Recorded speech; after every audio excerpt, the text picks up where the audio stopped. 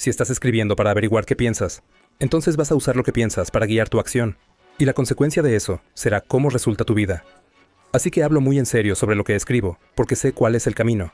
No te comunicas de manera falsa, porque si lo haces, deformarás la estructura que guía tus acciones, y definitivamente sufrirás por eso. Una de las cosas que he aprendido como psicólogo clínico es que nunca he visto a nadie salirse con la suya.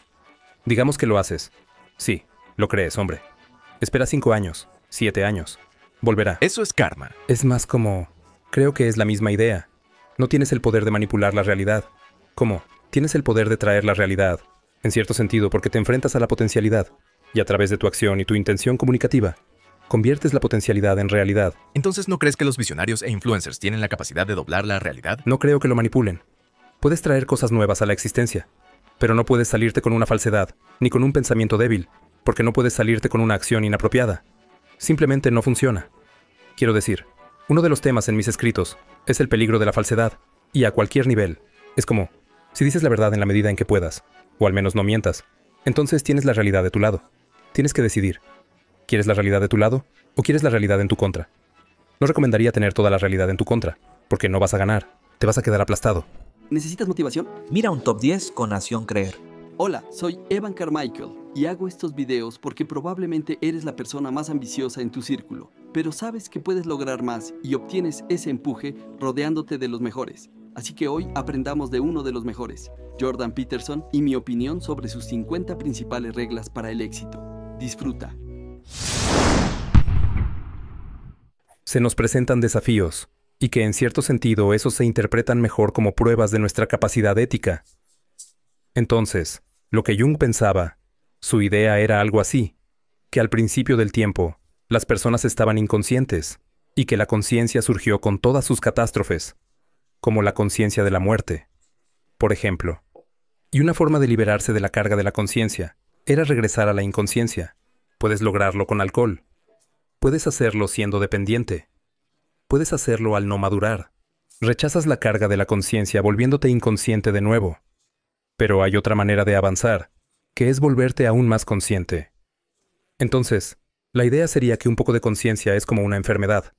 Pero si puedes expandir esa conciencia lo suficiente hacia arriba, entonces es algo que comienza a convertirse en algo que es su propia cura, y que en parte, tu objetivo es, mientras sufres en la vida, elevar tu conciencia al punto donde todo se integre lo suficiente, como para que sea la medicación adecuada para la enfermedad de la autoconciencia.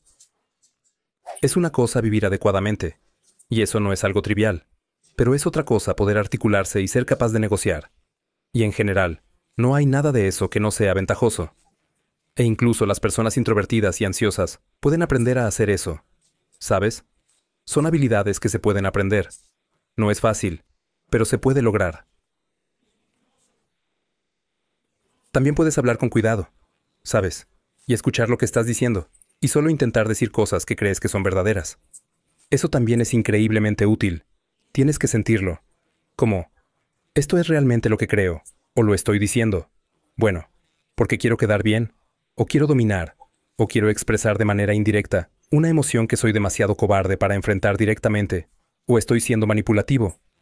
Hay muchas razones por las que las personas usan el lenguaje, pero para lo que realmente deberías usarlo es para expresar lo que crees que es verdad, y luego dejar que las consecuencias de eso se desarrollen, y así eso también puede ayudarte.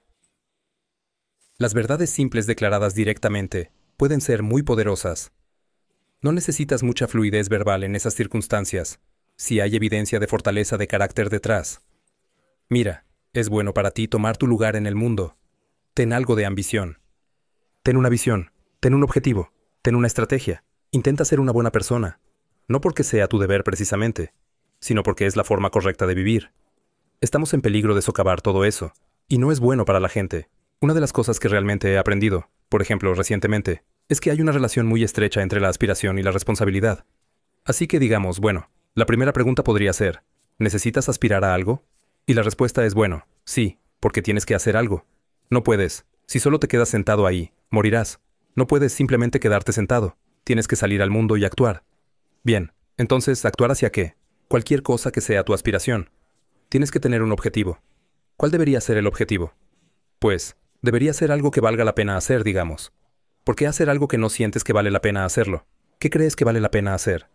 Bueno, si observas a otras personas y juzgas cuando están haciendo algo valioso, generalmente las juzgas positivamente si ves que están asumiendo responsabilidad, al menos por sí mismas.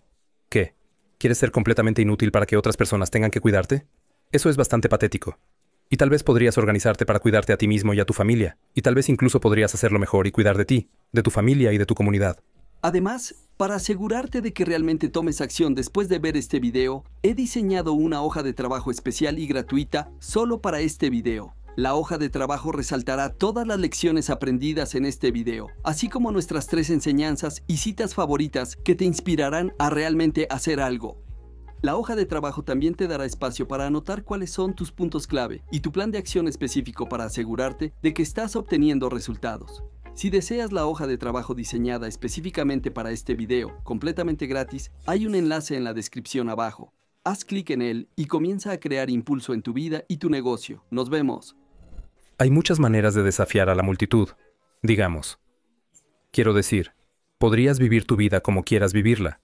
Eso es una cuestión de acción. ¿Sabes? Cuando dicen que las acciones hablan más fuerte que las palabras, y una de las mejores cosas que podría ser, es un ejemplo inspirador, así que eso no es poco. Eso es algo. Vive de manera correcta en tu desafío a la multitud, ¿verdad? Crea tu propio curso. Permítete ser guiado por tus propios principios genuinos. No necesariamente tienes que publicitar eso, lo cual es en cierto sentido lo que estás haciendo cuando debates, porque estás tomando la manera en que actúas, como si fueras una persona integrada, y estás articulando eso. Pero quizá no puedes hacer eso porque no tienes las habilidades verbales. Bueno, entonces la pregunta sería, quizá deberías desarrollar más habilidades verbales. Como no sé esto con certeza, Dave, ¿sabes? Pero en general, es útil. ¿Cómo haces eso? No hace daño leer. Realmente no hace daño escribir, ¿sabes? Un poco de escritura todos los días aclara tu pensamiento. Necesitas una jerarquía de valores. Es inevitable que tengas una jerarquía de valores. Y que mires al mundo a través de él. Y que debería estar bien estructurado. Y que debería haber algo de importancia divina en la cima. Yo diría que lo que debería ocupar la posición superior es la realización, por ejemplo, de que cada persona tiene un valor divino. Y que la manera más apropiada de interactuar con el potencial es encarnando y diciendo la verdad. Esa no es una mala manera de... Brevemente conceptualizando lo que podría estar en la cima de la estructura de valores. Yo diría que eso es lo que es el logos. Y así. El alma es lo que se manifiesta en la elección entre diferentes caminos, en la elección entre diferentes maneras de transformar el potencial del futuro en la realidad del presente, y lo hace tomando decisiones éticas, eligiendo entre el bien y el mal en cada punto de decisión, y en la medida en que elige el bien, entonces toma el potencial en bruto del futuro, y lo transforma en el ser del presente que es bueno, y en la medida en que lo hace de una manera que es mala, y contaminada por la malevolencia, el odio y la venganza, sigue un camino que corrompe el mundo y empeora las cosas. Y es el alma la que está haciendo eso. Y es el alma la que es responsable de eso. Y también es esa parte activa del alma la que está moldeando el alma más profunda en cierto sentido, que sería algo así como la consecuencia acumulativa de todas esas elecciones. Algo similar a lo que la gente, más clásicamente se han referido como carácter. Tu vida no tiene sentido sin aspiración o un objetivo. Bien, así que necesitas una jerarquía de valores. Debe haber algo en la cima. Debe ser algo importante. Si no tienes eso, tu vida no tiene ningún sentido. Entonces, si criticas la jerarquía, o incluso las ideas de jerarquía, destruyes la idea de aspiración, y entonces la gente no tiene nada. Bueno, eso no ayuda. Las personas están hechas para la lucha y para la espera, y tú quieres asumir una carga pesada voluntariamente.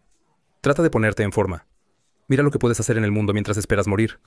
Es un juego de todo o nada. Más vale que valga la pena. Y así hay una relación estrecha entre responsabilidad y aspiración, y jerarquía, y cuando criticas esas cosas, eliminas la aspiración.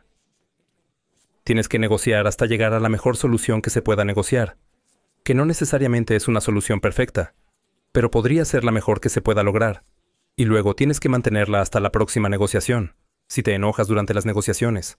lo que probablemente sucederá, porque son temas difíciles. Cómo dividir las responsabilidades en la casa. Y la gente se enoja porque siente que han sido aprovechados, o que no se les está escuchando. Una de las reglas era, bueno, puedes dejar la discusión, pero solo hasta que te calmes. Y luego tienes que volver, porque estas cosas deben resolverse. Deben negociarse, porque la alternativa es, bueno, que las cosas importantes no se hagan, o que las personas las hagan con resentimiento, porque son como forzadas por su propio orden, o su propia escrupulosidad, o por, ya sabes, por la fuerza, psicológica, o de otro tipo, por parte de otras personas. Estas cosas tienen que ser negociadas. Puedes saber si tienes el equilibrio entre hacer la paz y decir la verdad si la conversación continúa.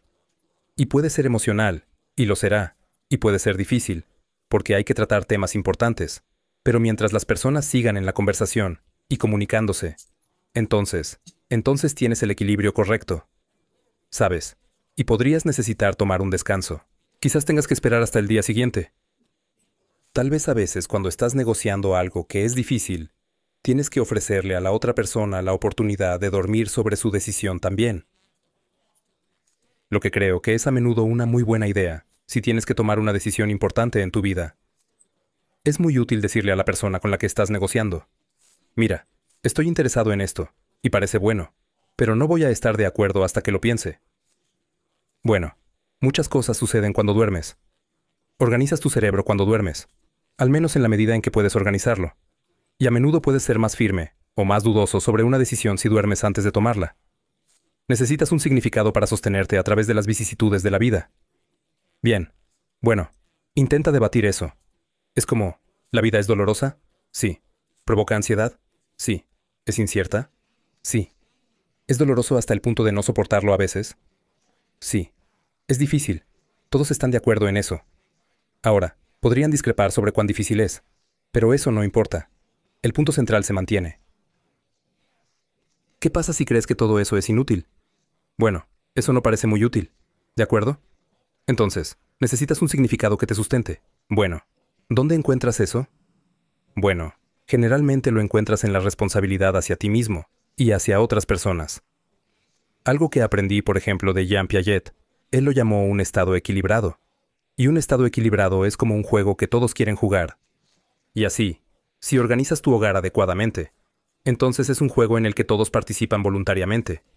Y eso va a depender del deseo de paz, y la disposición para decir la verdad, y la capacidad de asumir la responsabilidad. Así que eso tiene que ser parte de tu objetivo moral superior. Y luego cuando estás teniendo una discusión difícil con alguien, la discusión se verá afectada por ese objetivo moral de orden superior. No va a estar contaminada en la misma medida por tu deseo de infligir dolor y alcanzar la victoria. Y, ya sabes, aplastar a tu oponente y castigarlo por sus pecados anteriores, y mostrar tu decepción por cosas que han hecho a lo largo de los años, y todo eso.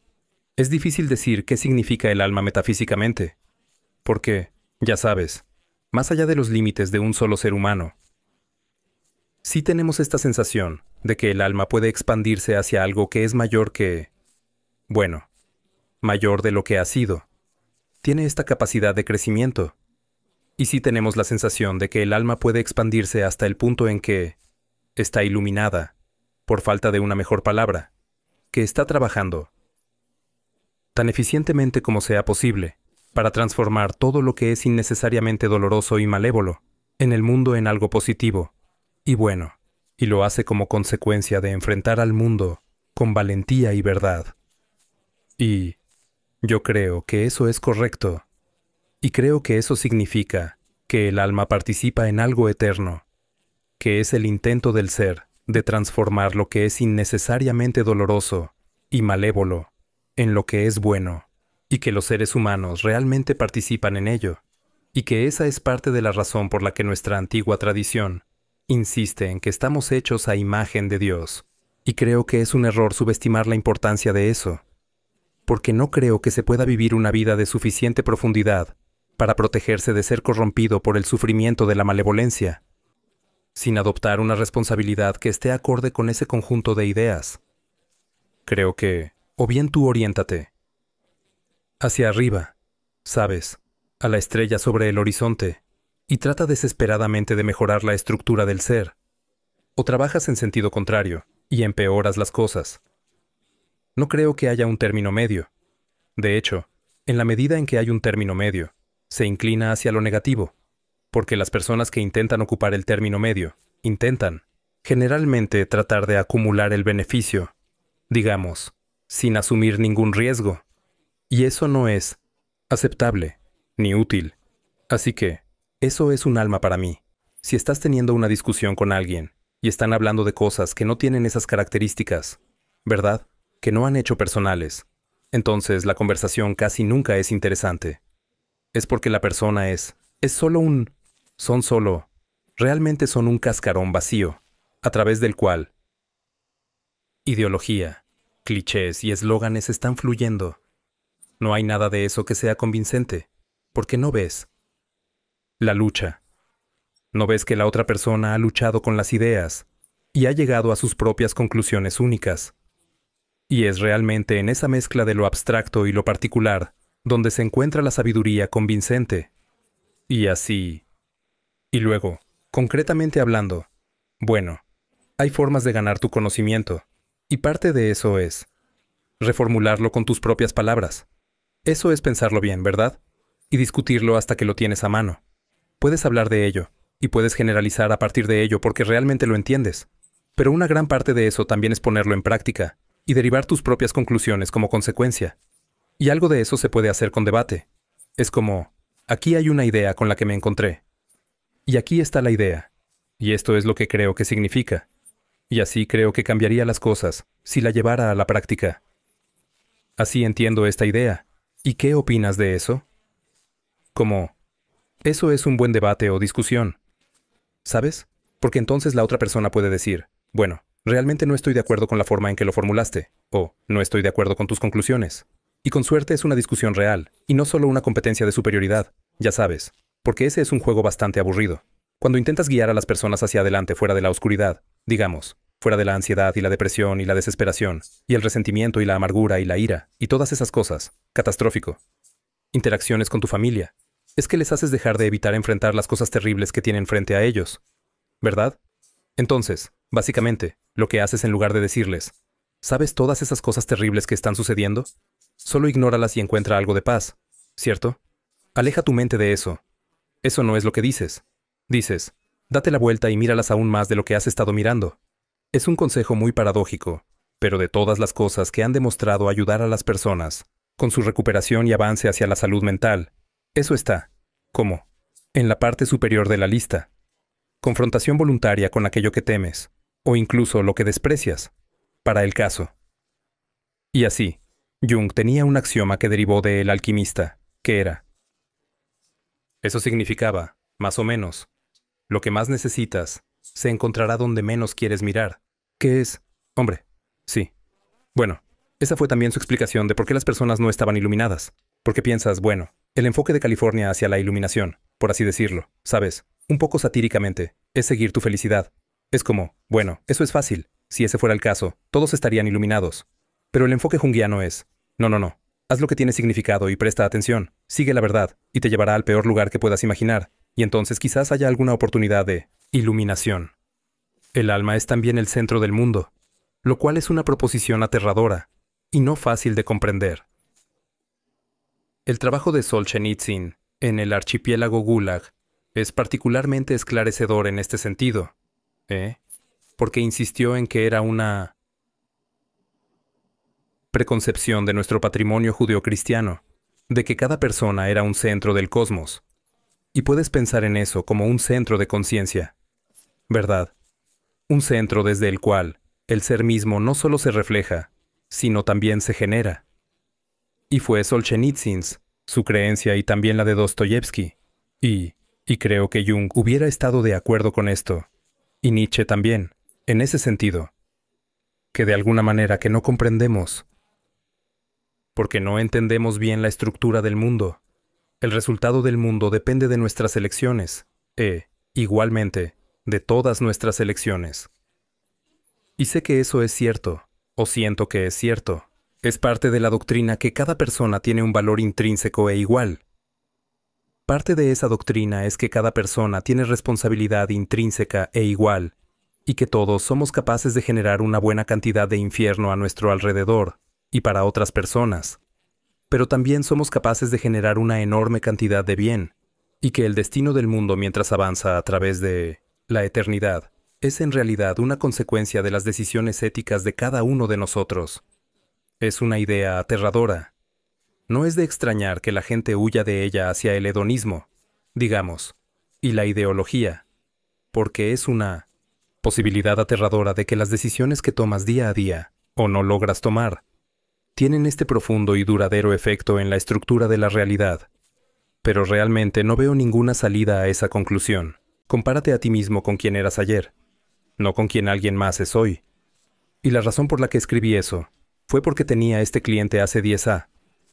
Soy psicólogo clínico y he pasado 20 horas a la semana durante 25 años escuchando a la gente contarme sobre sus vidas, ¿sabes? Y esas personas eran personas que apenas estaban agarrándose del fondo del mundo. Hasta personas que eran tan exitosas que apenas puedes creerlo. Como todo el espectro de personas. Y eso ha sido absolutamente fascinante. Es como ser un psicólogo clínico. Si realmente escuchas, es como estar inmerso en una novela de Dostoyevsky todo el tiempo. ¿Sabes? Porque es asombroso lo que la gente te contará si los escuchas. Las personas son tan interesantes si realmente las escuchas porque son tan peculiares, como pingüinos, o rinocerontes, o avestruces. Son criaturas improbables. Y de todas formas, con respecto a compararte con quien eras ayer, y no con quien alguien más es hoy. Este viejo cliente mío, él tenía alrededor de 85 años cuando vino a verme, y era un financiero, y una especie de genio matemático.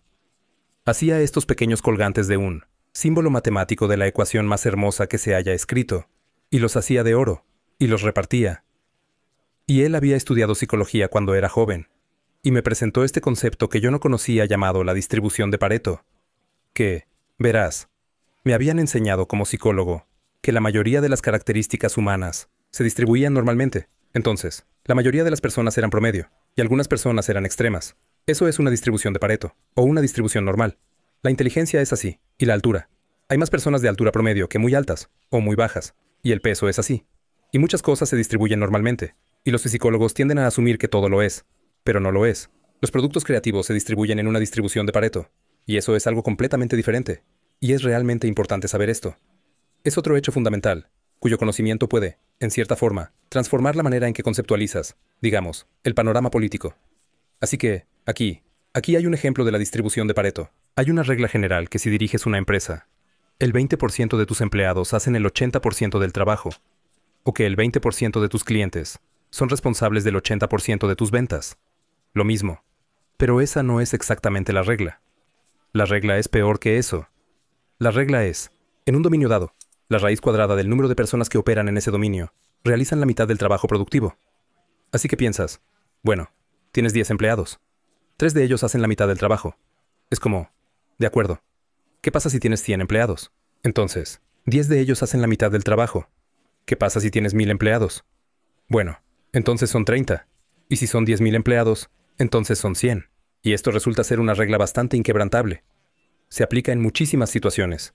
Se aplica, por ejemplo, a la masa de las estrellas y al tamaño de las ciudades. Así que puedes ver cuán universal es como ley. Y es algo así como aquellos que tienen más, obtienen más, y aquellos que tienen menos, obtienen menos. Ese es el principio Matthew. A aquellos que tienen todo, se les dará más. De aquellos que no tienen nada, se les quitará todo. Y luego los economistas a veces llaman a eso el principio de Matthew. Entonces, lo que eso establece es un mundo plagado de desigualdad. Así que, escuchas esta idea de que creo que son las 85 personas más ricas del mundo, las que tienen más dinero que los 2.000 millones de personas más pobres. Eso es un fenómeno de distribución de Pareto. Y podrías decir, al diablo con el capitalismo por producir eso. Es como, lo siento, obtuviste un diagnóstico incorrecto. Es una ley natural. No importa qué sociedad estudies, obtienes una distribución de Pareto de la riqueza. Obtienes una distribución de Pareto del número de discos grabados. Obtienes una distribución de Pareto del número de canciones escritas o goles marcados. Cualquier producto creativo tiene esa característica, y es en parte porque cuando empiezas a tener éxito, digamos, la gente te ofrece cada vez más oportunidades. Y cuando empiezas a fracasar, la gente se aleja de ti, y caes. Está bien. Eso es duro. Entonces, lo que significa es que siempre hay un panorama de desigualdad. Y no estoy diciendo que no deberíamos hacer nada al respecto, aunque estoy diciendo que no sabemos qué hacer al respecto. Esa es la cosa, ¿sabes? Porque puedes modificar la distribución de Pareto de la riqueza, digamos. Pero sí, pero no sabemos cómo hacerlo sin tal vez perturbar el sistema tan completamente que colapse. ¿Qué es lo que ocurrió en la Unión Soviética, por ejemplo, y en la China maoísta? Estaban intentando, al menos en principio, ajustar la desigualdad, pero la cura fue mucho peor que la enfermedad. Y la verdad es que realmente no sabemos técnicamente cuánta desigualdad tiene que haber para generar riqueza. Podemos suponer, y podrías decir, bueno, debería haber menos. Y podrías decir, bueno, debería haber más. Si eres de izquierda, dirías menos. Y si eres de derecha, dirías, bueno, dejaremos que la desigualdad florezca. Pero sí sabemos que es inevitable. Y también sabemos que no sabemos cómo regularla. Entonces, hay desigualdad. Lo que significa es que siempre habrá personas que sean mejores en algo que tú. Y eso es un problema porque puedes ponerte celoso. Y puedes amargarte. Y puedes resentirte. Y peor aún, puedes perder la esperanza. Porque te ves como, mira, tengo este amigo mío. Me contó algo tan gracioso. Estaba lamentando su falta de éxito en el mundo. Y se comparó con su compañero de cuarto. Dijo, su compañero de cuarto en la universidad lo estaba haciendo mucho mejor que él. Y su maldito compañero de cuarto era Elon Musk. Es como, ¿en serio? No te va tan bien como a Elon Musk. Puedes ver que se lo tomaría bastante personal, porque eran compañeros de cuarto y todo eso. No es que le fuera mal. De hecho, le iba bastante bien. Es como, no soy tan bueno como Elon Musk. Sí, bueno, tú y 7,000 millones de otras personas, ¿sabes? Pero pensé que era instructivo, porque tienes que tener cuidado con quién te comparas. Ahora bien, no puedes simplemente no compararte con otros, con personas exitosas, ¿verdad? Porque entonces no tienes nada a lo que aspirar. Una de las cosas en las que he pensado bastante es en el significado del Sermón del Monte. Y por lo que puedo decir, es básicamente una parte de dos. Es una sabiduría en dos partes. La primera es que debes apuntar al bien más alto que puedas imaginar, y eso sería un bien que incluye a todos. Así que si quisiera lo que es bueno para ti, digamos, si realmente lo quisiera, lo querría de una manera que fuera buena para ti ahora, y buena a largo plazo para ti, y tu familia, y tu comunidad, y quizá buena para mí también. Podríamos concebir eso como el deseo, y creo que esa es una buena definición de, el amor es que realmente deseas lo mejor, deseas el mejor resultado posible. Y en los evangelios, por supuesto, eso se extiende incluso a tus enemigos, ¿verdad? Es decir, si vamos a tener cosas buenas, hagámoslo lo suficientemente bueno incluso para las personas que se ponen en mi contra. Porque si el mundo funcionara correctamente, las cosas serían buenas para ellos también, y eso sería mejor. Y me parece que esa es una muy buena manera de ver las cosas. Es una manera difícil de ver las cosas. Y luego, el segundo. Parte del Sermón del Monte es algo así como, habiendo establecido eso como tu objetivo. Lo cual no es fácil, por cierto, ¿verdad? Porque tienes que tener la mente bastante clara y estar decidido para realmente querer que ese sea tu objetivo. Luego puedes concentrarte en el día, y puedes intentar decir la verdad, y puedes aliar. Entonces hay verdad y amor que están aliados juntos. Verdad, amor y atención. Es algo así, que están todos aliados juntos, con respecto a transgredir contra los vulnerables. Si estás acosado por episodios de depresión y ansiedad, eso desestabiliza tu identidad. Entonces, es casi por definición. Pero dicho eso, mira, este es el momento en que el hábito y el plan y la estrategia son tan útiles. Entonces, en los periodos de depresión que he tenido, y algunos de ellos fueron largos, y ciertamente las experiencias más desagradables de mi vida, es cuando necesitas una filosofía, digamos, que esté alineada con tu visión y tu estrategia para sostenerte. Porque lo que me pasaría es que, sabes, tengo una visión, y supongo que la visión es de un mundo mejor, y que es menos probable que caiga en una catástrofe ideológica, y donde las personas sean más responsables, y más despiertas, y más educadas, y más saludables. Todo eso, una visión de un mundo mejor, ¿sabes? Un mundo que es al menos menos infernal, pero también un mundo mejor, y alguna idea de qué papel podría desempeñar en eso. Y eso es muy motivador. Es un objetivo profundo intentar mejorar las cosas. Y puedes hacer eso a nivel local. Puedes hacerlo por ti mismo. Puedes hacerlo por tu familia. Puedes hacerlo por la comunidad más amplia. Y todo eso vale la pena, hombre. Vale la pena hacer algunos sacrificios por ello. Vale la pena sufrir un poco por ello. Y luego descompones eso en las estrategias y acciones de día a día, de semana a semana que estás llevando a cabo. los planes y las actividades que estás poniendo en marcha para hacer realidad ese sueño, para realizarlo. Y luego, cuando la depresión y la ansiedad aparecen, piensas, parte de ello con la depresión es pura resistencia. Es como, levántate y trabaja durante la próxima hora. Intentas mantener el rumbo. Intentas implementar tus planes estratégicos lo mejor que puedas. Y esperas, y oras para poder superarlo. Sabes que lo superarás, y que la oscuridad retrocederá. Y te mantienes en camino. Comes aunque no tengas hambre. Te levantas, aunque quieras quedarte en la cama. Interactúas con personas, aunque prefieras estar solo. Y es el beneficio de hábitos disciplinados. Puedes sostenerte. Es como el bote en el que remas a través de una tormenta terrible, con filtraciones y todo. Y quizás te veas abrumado, pero tienes el bote y puedes remar hacia adelante. Y eso es lo que tienes. Y así, la resistencia es una gran parte de ello. Y luego diría que con su ansiedad es lo mismo. Es como, o muy parecido a que estás aterrorizado e incierto, pero avanzas lo mejor que puedes. Y de nuevo, operas al menos en cierto grado con esperanza. Y si no tienes esperanza, entonces tienes una resistencia ciega y brutal. Y todo está motivado por algún sentido de que estás trabajando hacia algo que vale la pena trabajar. Y eso es, bueno, es tu propio bienestar a largo plazo. Tratarte adecuadamente. Es la estabilidad, productividad, armonía y salud de tu familia. Eso es muy importante. Y luego es cualquier beneficio que puedas aportar a la comunidad.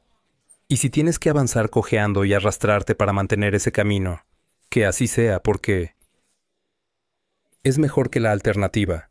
Contrata en base a la competencia, utilizando pruebas objetivas, y deja que las cartas caigan donde deban caer. Y no tengas miedo de decirle a las personas que eso es lo que estás haciendo. Observa cuidadosamente tu departamento de recursos humanos y asegúrate de que no estén presionando iniciativas de diversidad, inclusión y equidad, que no están requiriendo a las personas hacer pruebas de asociación implícita, que hipotéticamente revelan su sesgo inconsciente, que no están realizando seminarios sobre racismo sistémico y prejuicio, y luego no están asumiendo que resultados desiguales, en términos de contratación o de empleo en los campos de ciencias, tecnología, ingeniería y matemáticas, que por cierto están radicalmente sobreestimados, a menos que manipules lo que constituye la definición de una disciplina STEM. Solo tienes que no participar en nada de eso, y tienes que hacérselo saber a tus colegas, que serían otros fundadores de Silicon Valley. Supongo que no estás haciendo nada de eso. Necesitas un ideal, porque no tienes a qué apuntar, pero un ideal es un juez, y siempre te quedas corto del ideal. Entonces, ¿cómo podrías tener los beneficios de tener un ideal sin tener la aplastante, el golpe que acompaña a tener al juez que siempre te considera insuficiente? Así que estaba tratando de resolver eso en el capítulo. Y esto es algo que he tenido que resolver mucho como psicólogo clínico. Es como, digamos que necesitas un objetivo, pero no queremos que la distancia hacia el objetivo te aplaste. Entonces tienes que establecer una meta, y luego descomponer la meta en partes, para que puedas avanzar hacia ella, y tengas una probabilidad bastante alta de lograrlo. Así que eso es un poco práctico. No diría consejo, porque es mejor que un consejo. Es algo de conocimiento práctico, sobre cómo proceder para lograr un objetivo. Establece un objetivo alto, pero desglósalo para saber cuál es el siguiente paso, y luego haz que el siguiente paso sea lo suficientemente difícil, como para que tengas que esforzarte más allá de donde estás, pero también darte una probabilidad razonable de éxito. Es también lo que haces con los niños, ¿verdad? Quieres presionarlos porque necesitan crecer y ser más de lo que son, ¿cierto? Pero no quieres aplastarlos con fracasos constantes. Así que lo que haces es apuntar alto y hacer que el objetivo sea difícil, pero próximo. Creo que el mejor enfoque para mejorar las desigualdades, para fortalecer al individuo, quiero decir, y eso es en lo que me he concentrado. Como tenemos este programa, el Self-Authoring Suite, y hay un componente de eso que ayuda a las personas a escribir una autobiografía, y otro componente que les ayuda a escribir un análisis de su personalidad, y otro componente que les ayuda a redactar un plan para el futuro. Y hemos usado eso. Hemos estudiado el efecto de hacer que las personas redacten un plan detallado para su futuro. Y es un plan adecuado. Es como, está bien, mira, tienes lo que quieres de 3 a 5 años en el futuro. Tienes los amigos que quieres. Tienes la familia que deseas. Tienes la carrera que quieres. La educación. Puedes cuidarte adecuadamente. Puedes soportar las tentaciones del abuso de drogas y alcohol y otros tipos de placeres impulsivos. Puedes hacer un uso productivo y significativo de tu tiempo. Está bien. ¿Cómo se ve eso para ti? Escríbelo. ¿Cómo se ve? Solo necesitas una visión. Y luego necesitas otra visión de cuán terribles podrían ser las cosas si dejas que todos tus malos hábitos tomen el control. Y hemos tenido gente que ha hecho eso en una situación experimental. Y en su mayoría eran estudiantes universitarios. Y las consecuencias de eso, hubo dos consecuencias. Una general. Los estudiantes universitarios tenían aproximadamente un 30% más de probabilidades de seguir en la universidad y obtenían calificaciones que eran aproximadamente un 25% mejores, lo cual es un efecto tremendo.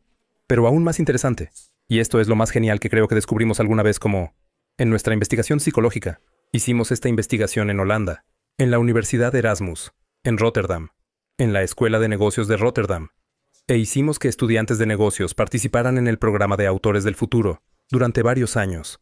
Así que fueron varios miles de ellos. Los estratificamos por género y etnicidad. Bastante. Una división bastante simple. Hombres, mujeres, y luego ciudadanos holandeses, y minorías étnicas no occidentales. Bien. Y así. El rendimiento fue así. Las mujeres holandesas estuvieron en la cima. Luego los hombres holandeses. Luego las mujeres de minorías étnicas no occidentales. Luego los hombres de minorías étnicas no occidentales. Y estaban detrás de las mujeres holandesas. Mostraron una disminución en el rendimiento de alrededor del 80%, realmente bastante catastrófica. 2 años después de hacer el programa Future Authoring, estaban por delante de las mujeres holandesas. Simplemente nos dejó asombrados porque fue una indicación perfecta del hecho de que puedes usar una intervención psicológica para mejorar lo que parece ser un problema sociológico. He tenido clientes, muchos clientes en sus 30, que están tratando de... Esto es más cierto con las mujeres, diría yo. Muchas mujeres que logran mucho, que establecieron sus metas de carrera a los 30, y luego quieren diferenciar su vida. Quieren tener un esposo, quieren tener una familia. Están tratando de averiguar cómo hacer eso.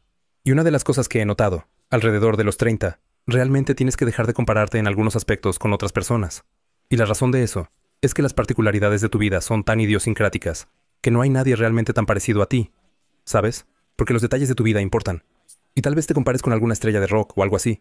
Y sabes, la persona es rica, famosa, glamorosa y todo eso. Pero sabes, son alcohólicos y usan demasiada cocaína y han tenido 3 divorcios. Y es como, ¿cómo demonios haces para tener sentido? ¿Es alguien con quien deberías juzgarte duramente o no? La respuesta es que no lo sabes, porque no conoces todos los detalles de sus vidas. ¿Y a quién conoces con quien puedes compararte? Eso es fácil. Tú, ayer. Así que aquí tienes una buena meta. Es algo así como, bueno, apunta alto. Y realmente lo digo en serio. Es como... Y hablaremos un poco de eso, también. Apunta alto, pero usa como control a ti mismo. Es como, así que tu meta es hacer hoy un pequeño incremento mejor que ayer. Y puedes usar mejor. Puedes definir mejor tú mismo. Esto no tiene que ser una imposición de moralidad externa. ¿Sabes? Sabes dónde eres débil e insuficiente. ¿Y dónde podrías mejorar? Piensa, bueno, así es como era yo ayer. Si hice esta pequeña cosa, las cosas serían solo un incremento mejor. Y bueno, eso es algo genial porque empiezas a avanzar y la mejora incremental es imparable. Puedes implementarla de verdad y empieza a generar consecuencias similares a la distribución de Pareto. Comienza a acumularse y he visto que eso sucede en la vida de las personas una y otra vez. Y la gente me escribe todo el tiempo y me dice que están haciendo eso.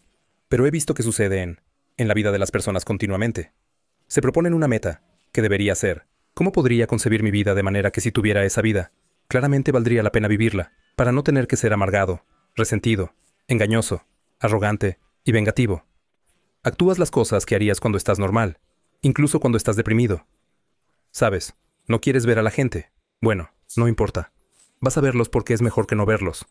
¿Sabes? Y descubres cuando los ves que es mejor. Irá mejor de lo que piensas. Pero no puedes aislarte. Estás ansioso. Y entonces quieres evitar.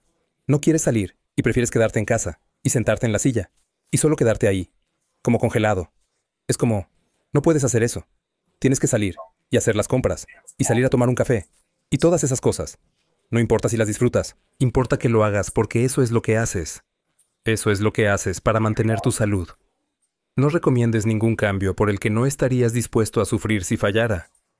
¿Cómo es eso? Y ese es el problema con la acción política a gran escala. Bueno, aquí está cómo deberíamos cambiar las cosas, mientras las cambian también. Si falla, no me molesta, no me duele. No estoy involucrado en ello. Deberías tener cuidado cuando intentas cambiar las cosas para asegurarte de que sufres por tu propia estupidez. Resiste mirando hacia abajo. Y eso te ayudará a superar los malos momentos. Esa resistencia es una virtud tan infrarrepresentada. Esa capacidad de avanzar con esfuerzo avanzar infeliz bajo una carga injustamente onerosa. Es un testimonio de carácter si puedes, y es algo que debería ser animado y valorado. Entonces, ya sabes, y no estoy afirmando que las personas que están deprimidas y no pueden levantarse de la cama carecen de resistencia. Algunos sí, y otros no, porque la depresión viene en formas muy variadas, grados de intensidad, y puedes quedar completamente derribado por la depresión. Así que no estoy tratando de hacer un juicio arbitrario sobre quién tiene resistencia y quién no. No puedes hacer eso desde afuera, pero puedo decir que la resistencia es una de las herramientas que tienes para lidiar con el malestar y el dolor crónicos. ¿Sabes? E incluso si tienes dolor crónico. Es interesante porque está muy relacionado con la depresión. Por cierto, toda la investigación sobre el dolor crónico, el dolor de espalda, por ejemplo, indica en dolor crónico de todo tipo es que cuanto más permites que tu dolor te vuelva inactivo, peor es el resultado, incluida la exacerbación del dolor. Y la depresión es un trastorno del dolor. Y eso también merece mucha reflexión. Es como avanzar, avanzar, avanzar. Y si necesitas hablar con alguien sobre cuál es tu plan para el día, o la hora, o la semana, entonces hazlo también. Y quizás también tengas ayuda. Consigue que las personas a tu alrededor te ayuden un poco. Necesito un poco de ayuda para levantarme. Por la mañana. Necesito que me preparen el desayuno para que todo lo que haga cuando me levante en mi terrible estado de confusión y ansiedad y depresión es ducharme. Porque eso es lo primero que pasa. Y luego lo siguiente es, ¿cómo? Y entonces está mejor. Al menos, estás fuera de la cama y en movimiento. Y eso es un comienzo, ¿sabes? Entonces, luego aguantas y esperas. Y así es como es. Y haces lo mismo cuando alguien en tu familia está enfermo, o cuando te enfrentas a una muerte. Todo eso es como un pie herido frente al otro. Arriba, puedes preguntarte esa pregunta. ¿Qué haría que esto valga la pena? Yo cito a Nietzsche. Creo que en ese capítulo, él dijo, aquel que tiene un porqué puede soportar casi cualquier cómo. Esa es una línea encantadora. Hombre, y realmente vale la pena pensar en ello. Así que piensas, ¿cómo manejo toda esta miseria y sufrimiento e inutilidad? Es como, necesito averiguar qué tendría que hacer para que eso valga claramente la pena. Y entonces tienes tu objetivo, y luego piensas, bueno, necesito avanzar hacia eso de manera incremental, porque soy un poco inútil, y solo puedo hacer tanto, y tal vez ni eso. Y pero todo lo que tengo que hacer es ser un poco mejor que mi yo miserable de ayer, y eso te impulsará hacia adelante muy rápidamente, y puedes tener éxito en ello, lo cual también es realmente encantador, porque ¿por qué no prepararte para el éxito? Porque si no, te pones muy irritable cuando eso pasa. Y no es algo bueno. Descubrimos que podíamos dejar ir algo que valoramos en el presente, y que ganaríamos algo que valoramos aún más en el futuro. Actuamos de esa manera de forma dramática, en todo tipo de maneras extrañas durante miles y miles de años, antes de que pudiera formalizarse psicológicamente. Pero es un descubrimiento masivo. Puedo renunciar a la gratificación de una manera particular, y beneficiarme en el futuro.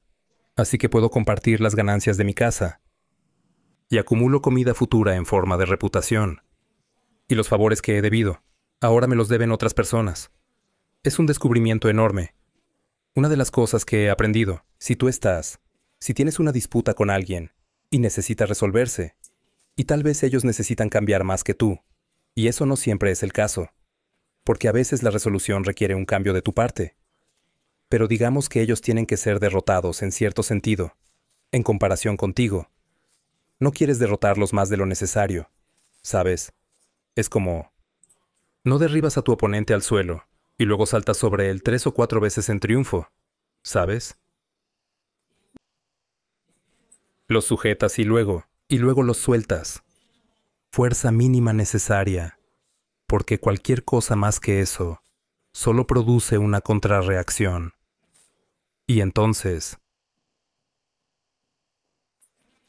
creo que lo otro también es mi motivación cuando estoy involucrado, digamos, en estas discusiones, es que no estoy tratando de ganar el argumento. No estoy tratando de ganar. Estoy tratando de decir lo que pienso tan claramente como puedo. Puede haber un elemento, puede haber. Una de las consecuencias de eso podría ser lo que parece ser una victoria, pero la verdadera victoria es la victoria de tu capacidad para articular lo que crees. Y eso es lo que estoy tratando de hacer. Y esa es otra razón para mantener la compostura. Es como, bueno, está bien, esta persona me ha lanzado una bola curva. Es como, de acuerdo. Entonces, bueno. Podría estar pensando, bueno, no quiero que eso me socave, y no quiero hacer el ridículo, y no quiero estar en aprietos. Y por supuesto, todas esas cosas son ciertas. Pero sobre todo en lo que estoy pensando es, de acuerdo. Bueno, ahora tengo esa pregunta. Quiero responder tan sinceramente como pueda. ¿Qué pienso sobre lo que se acaba de decir? Y no estoy calculando el resultado. Supongo que esto es una señal de fe, ¿verdad? Esta es la fe de la que la gente ha hablado. Siendo algo que tiene que manifestarse necesariamente. Hemos estado hablando de esto desde el principio de los tiempos. ¿Cuál es la fe? La fe es que si dices lo que crees que es verdad, entonces lo que sea que suceda es lo mejor que podría haber sucedido. Y lo creo. Realmente lo creo. En parte porque creo que si eres engañoso, ¿qué es lo contrario de eso? O manipulador, o malicioso, o malévolo, pero tal vez principalmente manipulador. Entonces lo que estás actuando es tu creencia de que el engaño traerá la victoria. Y yo simplemente no lo creo en absoluto. Creo que es una afirmación absurda. Y entonces, si el engaño no trae la victoria, entonces la verdad es lo que trae la victoria si es que hay algo llamado verdad. Y ciertamente hay algo llamado engaño. Así que debe haber algo llamado verdad. Y parte de eso es solo curiosidad también. Es como, bueno, voy a decir lo que pienso y ver qué pasa. Eso es una aventura. ¿Sabes? Esa es la aventura de tu vida, realmente. Y no querrás perderte eso porque eso es lo que tienes en tu vida. Que sea una aventura. No es un camino fácil, ¿sabes? Es un mar tormentoso. Y lo que tienes es la aventura de enfrentarte a Dios y las olas. Eso es lo que tienes. Y la forma en que lo haces es con la verdad. Y eso te saca de la inmediatez del conflicto, quien quiera que sea. Un conflicto con quien quiera que sea con quien estés hablando. Estás tratando de aliarte con algo que es más profundo y duradero. Haz lo que es significativo, no lo que es conveniente. Y ver el mundo como un lugar de recursos que pueden ser entregados a ti es, en cierto sentido, ser conveniente. Es tomar el camino de la gratificación a corto plazo. Algo así. Y egoísta. Sí, también es materialista. Bueno, es materialista, pero también no es óptimo y no es sabio. Y la razón de eso es que en realidad resulta que, si tuviéramos una relación continua, me gustaría intentar hacer un poco más por ti, de lo que tú haces por mí, y podría hacerlo incluso de manera puramente egoísta, digamos. Porque si hiciera un poco más por ti de lo que tú hicieras por mí, querrías seguir interactuando conmigo. Y te diré, hombre, si quieres tener una buena relación con alguien, eso es algo que no haces. Abres bien los ojos, y si hacen algo que te gustaría que hicieran de nuevo, entonces, les dices cuánto apreciaste el hecho de que eso sucediera, y esperas que se repita, ¿sabes? Si hay una cosa que puedes sacar de la conferencia de esta noche, eso es algo extraordinariamente útil saber. Observa, y cuando la gente hace algo que debería hacer más a menudo, di, mira, vi que hiciste esta cosa específica, vi que te tomó algo de esfuerzo. Esto es lo que significó. Así es como lo observé. ¿Cómo? Sigue así. Hombre, si amas a alguien, le haces eso. Eso es un aliento. Eso es algo tan bueno. La emoción positiva que encontramos sustentadora se experimenta en relación con un objetivo no alcanzado. Es la esperanza la que nos impulsa hacia adelante. Queremos algo. Y si nos vemos avanzando hacia eso, entonces, estamos en el agarre de la emoción positiva que encontramos sustentadora. No es la consecución. La consecución es saciante. La consecución apaga el sistema que ha estado esforzándose por ese objeto particular de consecución. Si tienes hambre y comes, dejas de tener hambre. Ahora, eso es bueno porque el hambre se va, pero todo ese marco desaparece. Ya no puedes esforzarte dentro de ese marco. y necesitas un nuevo marco hacia el cual esforzarte. Y técnicamente, y esto está bien establecido, según mi opinión, incluso conocemos las drogas que la gente abusa, cocaína, digamos, anfetaminas, las que son fuentes potentes de emoción positiva, activan el sistema que regula nuestra respuesta emocional a la evidencia de que nos estamos moviendo hacia un objetivo deseado. Así que la cocaína, por ejemplo, es una droga estimulante. Te hace sentir que las cosas valen la pena, porque secuestra el sistema que indica que las cosas valen la pena. Entonces, este aspecto de esfuerzo está profundamente arraigado en nuestra biología, por razones obvias.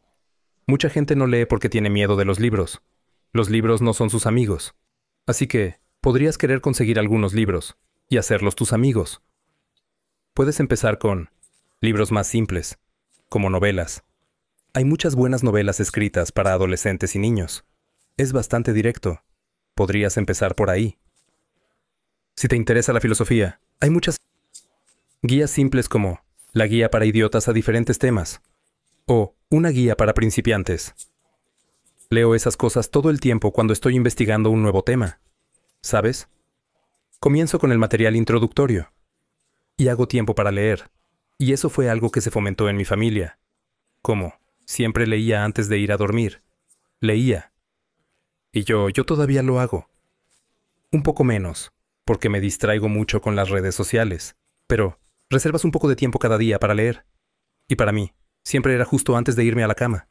Me iba a la cama, encendía la luz y leía cuando era niño, durante horas. Y si haces algo todos los días, haces mucho. Entonces, yo diría, bueno, si quieres leer, si quieres educarte a ti mismo, pon aparte 20 minutos al día para leer, o 10. ¿Sabes? Una pequeña cantidad de tiempo que realmente puedas encontrar. No 2 horas, porque buena suerte. Es muy poco probable que lo logres, pero 20 minutos al día, 2 horas a la semana. Esos son 700 horas al año. ¿Sabes? Eso es, incluso si eres un lector lento, es un buen número de libros. Y entonces, lo haces una parte habitual de tu vida, y decides que va a ser algo que valoras. Investigas cuidadosamente qué resistencias podrías tener a esa idea, porque podrías pensar, bueno, eso es pseudointelectual, o hay algo más productivo que podría estar haciendo, o me intimidan los libros, o odio los libros porque no era bueno leyendo cuando era niño, y fui humillado por ello, o, sabes, tienes algo contra los intelectuales o, Dios, podría haber todo tipo de resistencias para tomar un libro. Entonces podrías escuchar audiolibros. Esa es una buena manera de evitar eso, por las buenas o por las malas, hombre. Entonces, lo valoras, lo haces una parte regular de tu vida, practicas hacerlo. Necesitas un objetivo más alto también. Es como, bueno, ¿por qué deberías leer? Bueno, es para que estés más informado y puedas pensar mejor. Bueno, ¿por qué deberías estar más informado y pensar mejor? Porque no caminarás a ciegas hacia tantos pozos, ¿sabes?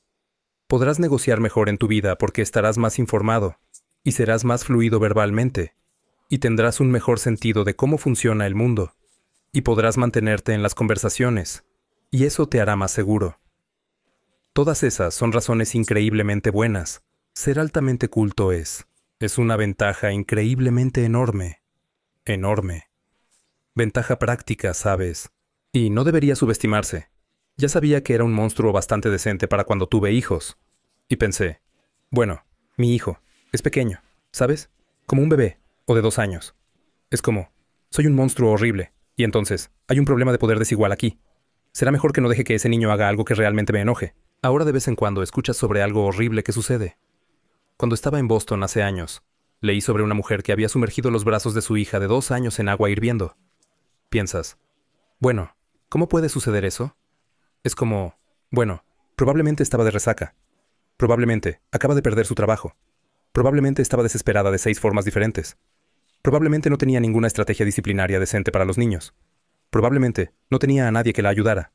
Estaba amargada, resentida y enojada. Y el niño se portó mal exactamente en el peor momento. Y, por ejemplo, vas a estar con tus hijos mucho.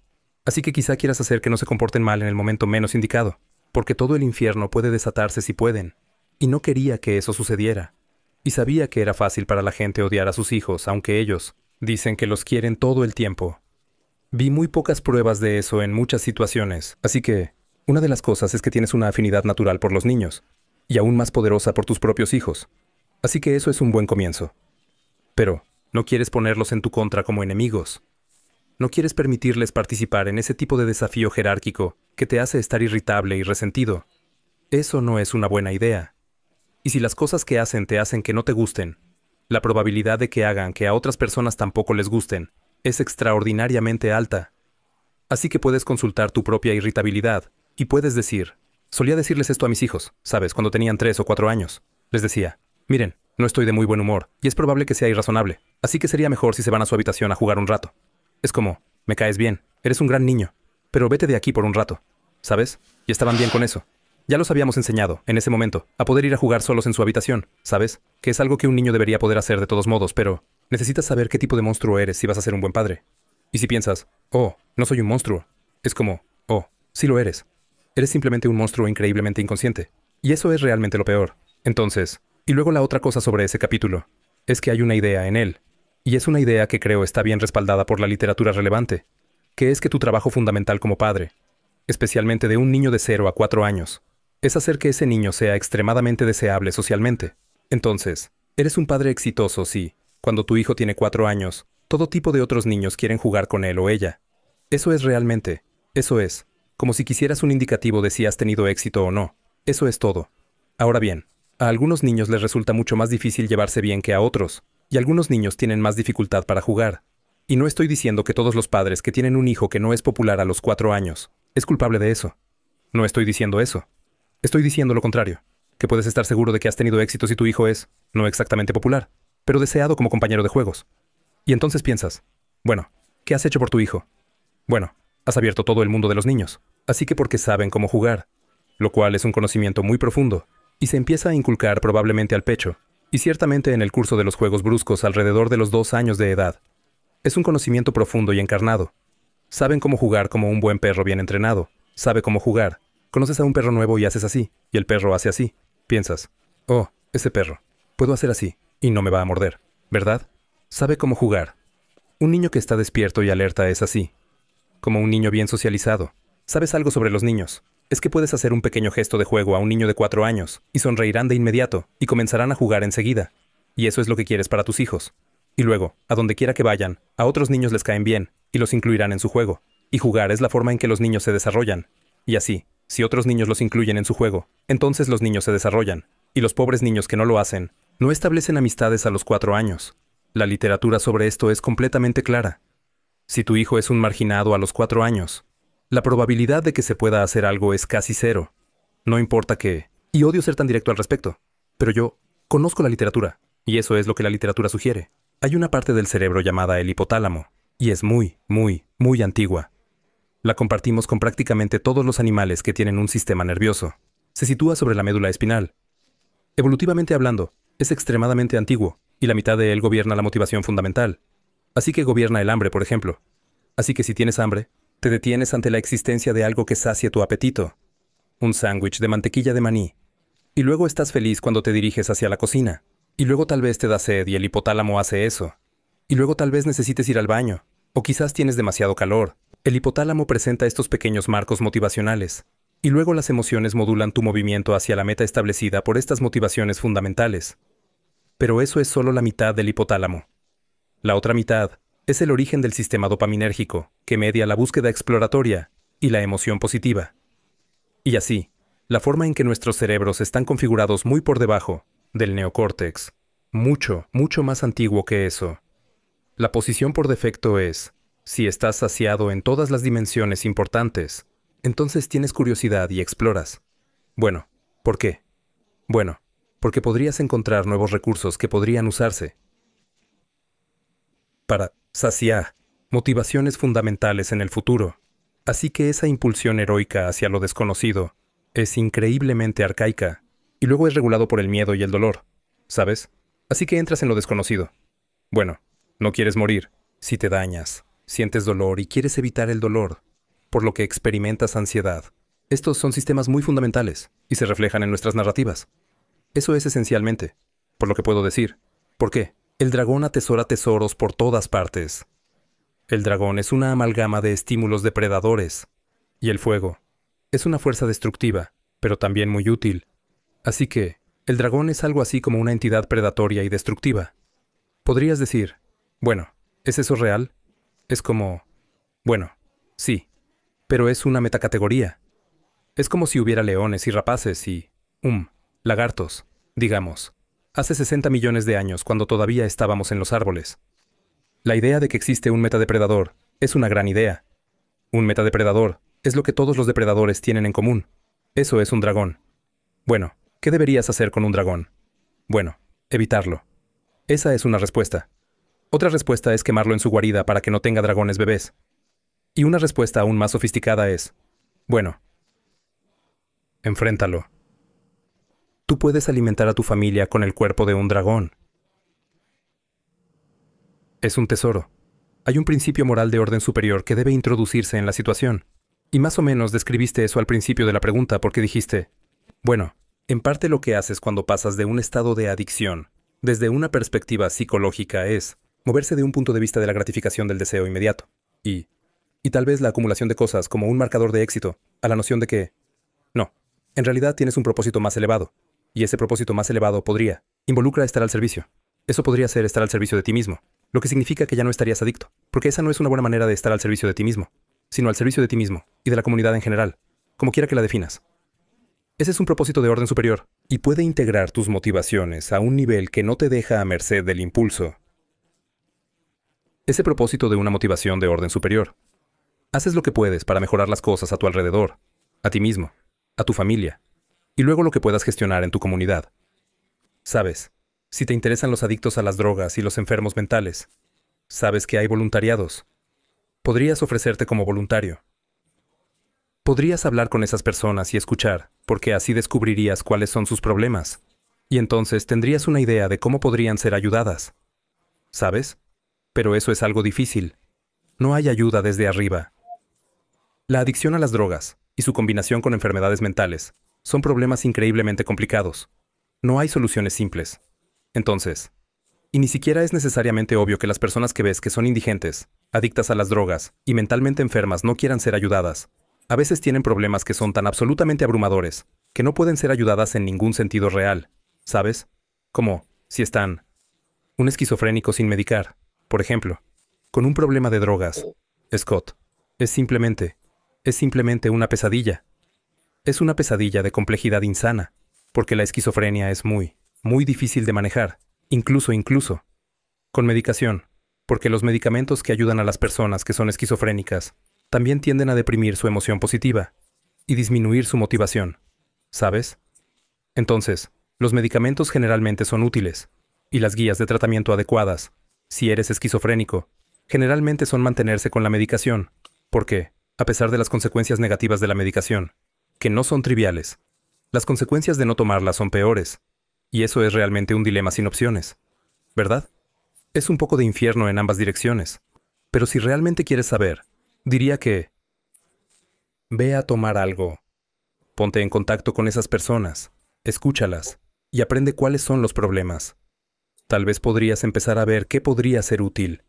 Es un problema realmente complicado, y es diferente del problema de ayudar a las personas que no quieren ser ayudadas, porque tienes que averiguar quién es el que no quiere ser ayudado primero. Y no quieres asumir que solo porque alguien está sin hogar, no quiere ser ayudado. Quiero decir, eso no significa que sea fácil averiguar cómo ayudarlos. No es fácil. Ayudar a las personas es un negocio muy difícil. Y también es un negocio muy peligroso, porque te involucras de maneras que no esperabas. Y eso puede ser un riesgo laboral. Digamos que de esa manera, si no permites que tus hijos se comporten de manera desagradable, entonces a los adultos les agradarán porque a los adultos realmente les gustan los niños. ¿Sabes? Una de las cosas que me encantaba de tener hijos pequeños en Montreal, vivía en una zona pobre de Montreal. Había muchos tipos rudos por ahí, y solíamos pasear a nuestra hija en el cochecito. Y esos tipos rudos, ya sabes, como Dios sabe en qué andaban. Eran tipos de aspecto rudo. ¿Sabes? Pasábamos con nuestra hija cerca de ellos y ellos como sonreían y se agachaban y hacían caras tiernas y, ya sabes, ellos eran, una de las grandes cosas de tener niños pequeños, es que sacan lo mejor de otras personas. Ves todo un lado de la humanidad, incluso entre las partes más oscuras de la humanidad. Ves todo un lado de ellos que normalmente no verías, y es encantador. Y la cosa es que, Si eres bueno con tu hijo de una manera real, puedes ayudarlos a mantener esa tremenda atracción que tienen como niños pequeños y a responder adecuadamente a los adultos, como un cachorro que mueve la cola en lugar de gruñir y, ya sabes, va hacia tu tobillo. Y luego, donde quiera que vayan, los adultos los reciben y les enseñan cosas y los acarician en la cabeza y les sonríen genuinamente, en lugar de decir, «Oh, mi Dios, aquí viene esa pareja con ese maldito mocoso otra vez». ¿Sabes? Lo cual es horrible. Eso es algo horrible para hacerle a un niño, porque entonces, donde quiera que van, toda buena voluntad es falsa, y no hay nada que puedas hacerle a alguien que sea más terrible que ponerlo en un mundo donde toda la buena voluntad dirigida hacia ellos es falsa.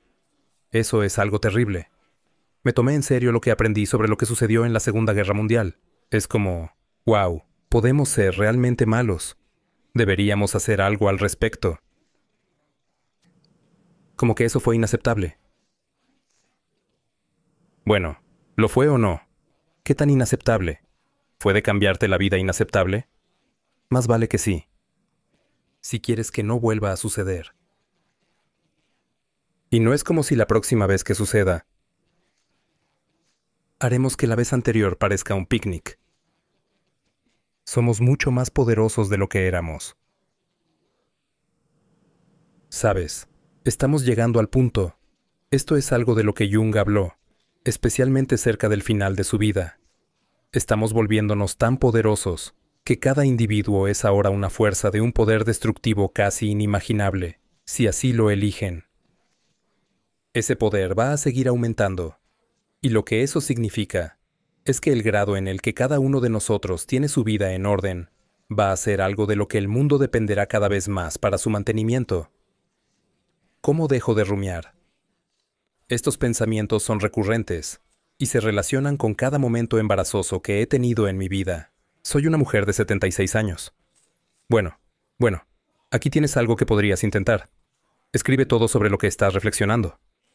Sé que parece contraproducente, pero mira, las rumiaciones surgen accidentalmente, involuntariamente, inconscientemente, mientras que, si escribes todo sobre lo que estás rumiando, los enfrentas voluntariamente. Así que diría, bueno, abre un diario o un documento de Word, lo que sea, y cada vez que rumies sobre algo, escríbelo. Escribe cada rumiación que puedas recordar, de manera exhaustiva. Escríbelas todas. Eso sería lo primero. Y lo segundo es una práctica estándar de terapia conductual. Lo siguiente sería, escribe por qué crees que sucedieron, para que obtengas una buena explicación causal, y luego escribe, bueno, ¿qué podrías haber hecho al respecto en ese momento? Pero más importante, ¿qué podrías hacer en el futuro para evitarlo? Porque no importa que algo embarazoso te haya pasado una vez. Lo que importa es, si es probable que lo repitas en el futuro. Pero mis sospechas son que incluso si solo... podrías simplemente empezar. Escribe cada pensamiento rumiante que tengas voluntariamente y piensa en ellos en detalle y escríbelos en detalle. Anota cada pequeña palabra. Entonces tienes ese documento y luego cuando tienes un pensamiento y comienzas a rumiar sobre él, siéntate más tarde, después de que el pensamiento rumiante se vaya, y tráelo a la mente voluntariamente. Así que cada vez que tienes un pensamiento que no quieres tener, más tarde, practica tener ese pensamiento a propósito. Intenta eso durante más o menos un mes, y ver qué sucede. Porque a menudo es el caso que si empiezas a pensar en los pensamientos en los que estás rumiando conscientemente, y enfréntalos voluntariamente para que comiencen a irse. Estos tiroteos masivos todo el tiempo, y todos hacen lo mismo. ¿Cómo sucedió eso? ¿Por qué sucedió eso? ¿Cómo puede ser así? Es como, bueno, ¿por qué no lees lo que dijeron sobre por qué lo hicieron? Y simplemente asumes que esa es la razón. Y si vas. Los chicos de Columbine. Sí, era como, deben haber sido acosados. Sí, porque, ya sabes, la respuesta natural de cualquiera que ha sido acosado es armarse hasta los dientes, tramar la destrucción de toda la ciudad. Creo que era de Detroit. Llenar toda la avenida de tu escuela secundaria con bombas, y luego ir a disparar a tus compañeros de clase. Eso es lo que pasa cuando te intimidan. Es como, no, eso no es lo que pasa cuando te intimidan. Esa es una explicación estúpida. Es superficial más allá de lo imaginable. Y realmente surge solo porque la gente no quiere enfrentarse a lo real. Y los chicos de Columbine, bueno, ellos estaban enfrentando el problema real. ¿sabes? Básicamente dijeron con bastante franqueza que, en su propia y arrogante estimación, el ser mismo era corrupto e innecesario, y sería mejor si fuera erradicado de la manera más brutal posible, y lo más rápido posible. Y llegas a lugares como ese si te concentras en la venganza durante 3 o 4 años en el sótano de tu mamá. ¿Sabes? Puedes ir a lugares muy oscuros. Elige algo. Apunta a eso. A medida que te acerques, te volverás más sabio. Entonces, tal vez tu objetivo cambiará. Está bien, pero al menos cambiará de manera informada. Es como disciplinarte en una dimensión y ver qué pasa. Bueno, eso es emocionante. Y creo que eso es algo que está abierto para todos. Puedes hacer eso. No debería decir eso porque no lo creo. Creo que puedes encontrarte en una situación tan desesperada que no hay escape de ella. Pero eso no importa, porque esto todavía. Este es. El mito del héroe quizás no sea. Lo mejor que tenemos podría no funcionar siempre.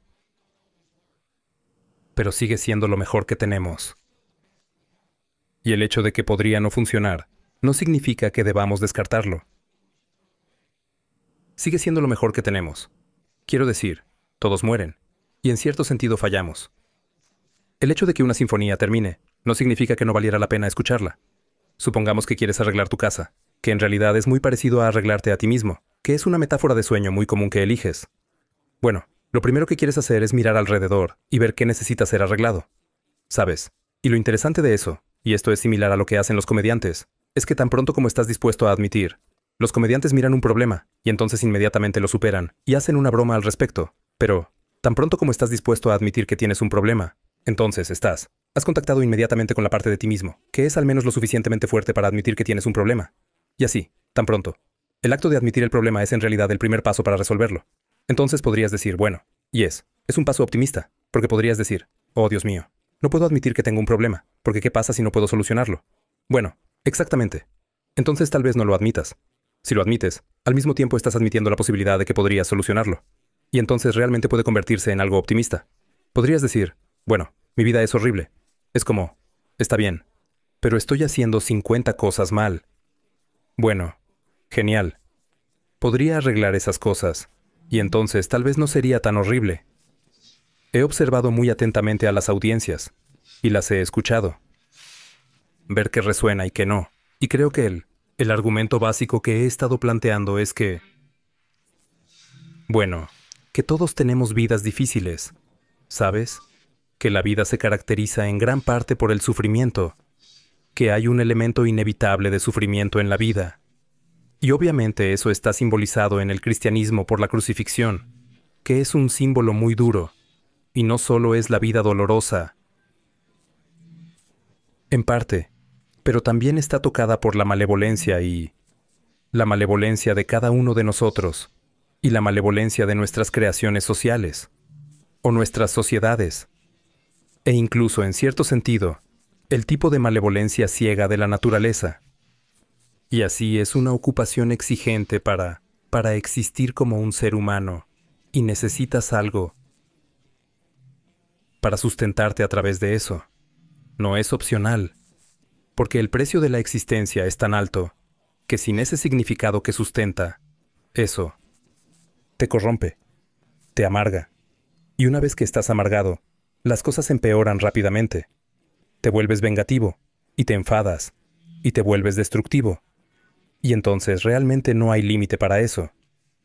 Y he estado sugiriendo a la gente que el significado que lo sustenta en su vida no se encuentra en la felicidad, digamos, porque la felicidad no funciona cuando no estás feliz, cuando las cosas han ido mal para ti, incluso por razones accidentales. Pero puedes encontrar un significado que te sostenga en la responsabilidad, y puedes asumir responsabilidad por ti mismo. Puedes hacerlo. Si asumes la responsabilidad por ti mismo, te tratas como si fueras alguien que merece cuidado y disciplina. Y eso no tiene nada que ver con ser indulgente contigo mismo, o la búsqueda del placer, cualquiera de esas cosas. Puedes responsabilizarte de ti mismo, y eso funciona. Y luego, si lo haces correctamente, puedes responsabilizarte de tu familia.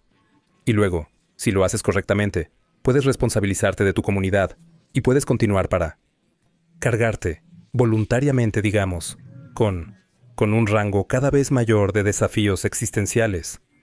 Y todo lo que eso hace es sacar más y más de ti.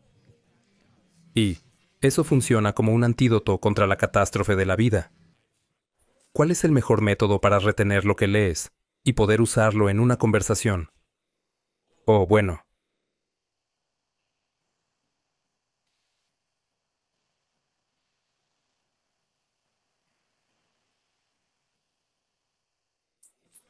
Es muy difícil realmente retener algo sin recordarlo. Entonces, mira, si encuentras algo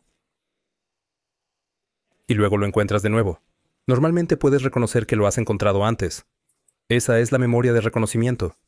Entonces, es una forma importante de memoria. Es la memoria asociada con la familiaridad. Pero no es lo mismo que poder usar algo exactamente. Es una forma de memoria bastante superficial, aunque sea necesaria. Para poder usar algo, tienes que recordarlo. Y esto también es una pista muy útil para estudiar. Por ejemplo, si estás estudiando y tienes que recordar, lo que quieres hacer es estudiar y luego escribir lo que acabas de aprender. Entonces, lees el párrafo, cierras el libro y escribes lo que recuerdas. O lees un capítulo y cierras el libro y escribes lo que recuerdas. O al menos te sientas allí e intentas recordar, porque la manera de recordar es practicando recordar.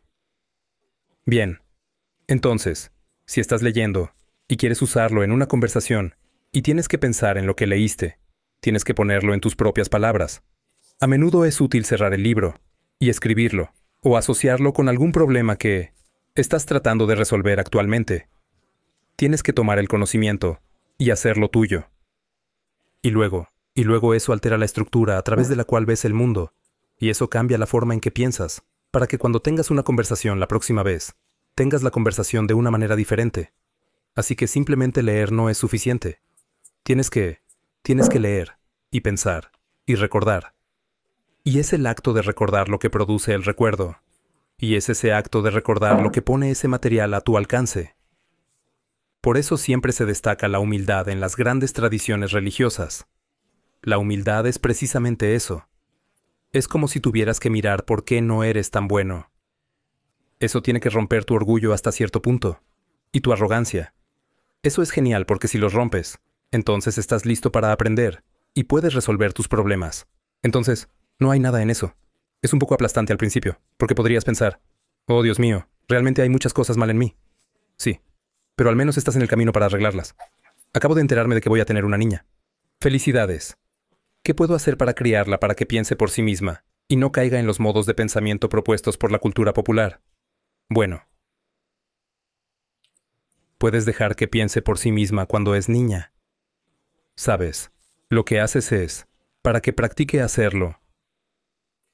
Y eso significa que conscientemente fomenta tanta autonomía como sea posible. Entonces, ¿cómo haces eso? Bueno, digamos que ella es una niña pequeña, tiene 3 años, y ella empieza a interesarse en la ropa. Así que colocas ropa en la cama y dices, bueno, puedes ponerte esto, o puedes ponerte esto. Le dejas tomar decisiones autónomas, ¿sabes?